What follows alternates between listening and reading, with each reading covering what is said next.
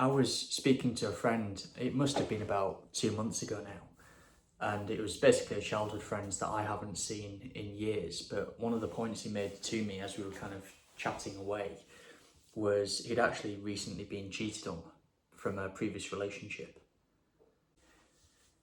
So as I was stood there listening, he was going, yeah, she cheated on me, so I've just been drinking heavily for like the last 5 days. And I just thought, why?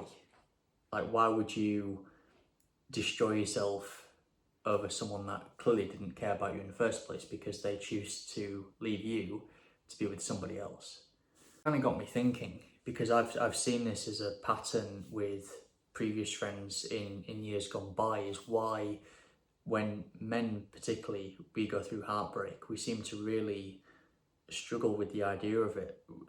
A lot of the time I think we often stew on the reality of what we're going through, where the person we genuinely liked and genuinely cared about has gone, and we have to find a way to kind of come to terms with that and then try and make it a progressive movement to get on with our lives. And it's a tricky thing to do. It seems to be something that a lot of men really struggle with.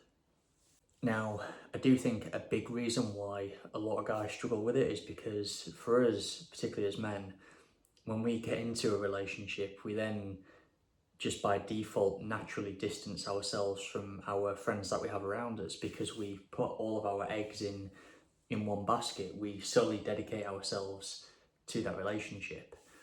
And then in the background, the friendships that we had with other guys, for example, we just kind of neglect that, or we don't put the same level of effort and attention into maintaining those friendships as we did compared to when we were single.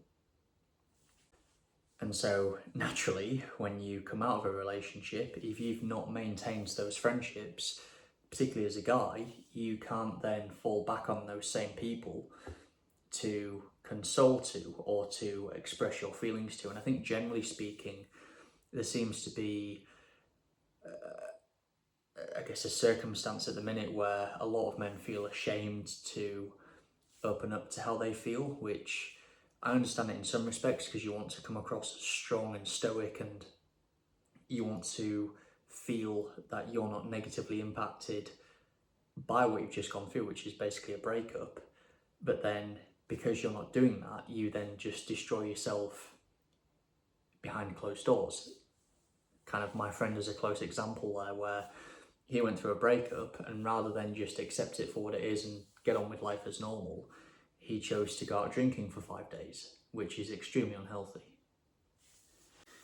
I guess the thing you have to remember is this, and it's something that I always kept in the back of my mind, even when I wasn't feeling brilliant as I was going through a breakup, is just understanding that life goes on.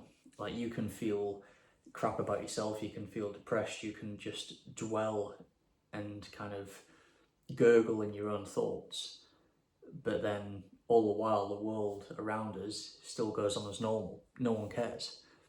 And I think as long as you keep that in mind, it actually becomes really easy to then just get on with life as normal, to crack on with progressing your career, to crack on with actually setting up that business that you put off for a few weeks, but actually, you know what, I'll crack on with it. Or, you know what, I've not been to the gym in a few weeks, I'm gonna start going to the gym again and making it a daily routine. All of these things you can do if you just accept the reality that ultimately the person you were with, they've moved on. They don't care that you're suffering in silence, or that you're choosing to suffer in silence. That's the better way of looking at it. I think an important point to take into account as well, and this is something that I've noticed a number of my personal mentors mention to me, particularly when it comes to engaging other people, is this idea of being a high frequency person, i.e.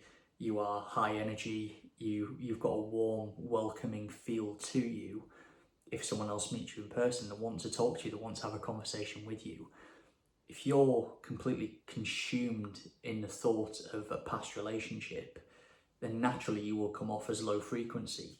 You will come across as introverted, you will come across as depressed or negative or cynical. And let's be honest, if you're trying to meet new people, they're not going to want to engage with that type of personality. They want to engage with someone who's upbeat, who's progressive in how they think, how they talk, how they present themselves. And you only get to that point, particularly if you've gone through a breakup, if you just accept it for what it is and just simply move on.